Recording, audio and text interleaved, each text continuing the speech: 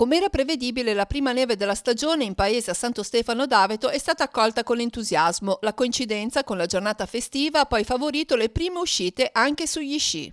La stavamo aspettando, i ragazzi sono tutti felici e noi anche. Speriamo che sia un anno proficuo con la neve e che ci consenta di poter sfruttare al meglio gli impianti sciistici.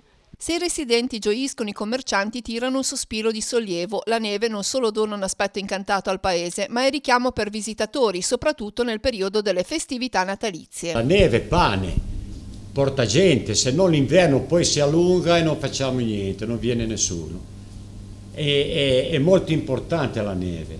Non offriamo certo le piste di Courmayeur, di Limone, di questi posti, però è un piccolo comprensorio che la gente viene. A noi bastano quelle 600-700 persone, 1000, non 10.000 o 20.000. Sulle vette il manto è stato più cospicuo e l'auspicio è che possa farsi ancora più consistente. Su in alto saremo sui 25-30 centimetri, se incomincia a fare un po' di fondo poi si riesce a batterla se gela, perché su comunque adesso guardavo siamo a -3, sicché la temperatura è l'ideale, ecco. Per la prima nevicata della stagione ha retto bene anche la macchina amministrativa, impegnata a garantire lo scorrimento della viabilità. Mi sembra che stia andando tutto bene, le strade sono tutte sgombere, quindi può portare questa prima neve, diciamo, un po' di benessere anche a Santo Stefano, perché se riusciamo in quota dove ci sono le piste a mantenerla battuta in questo momento, poi magari se siamo fortunati che ne viene ancora un po', per l'8 dicembre noi siamo pronti ad aprire gli impianti.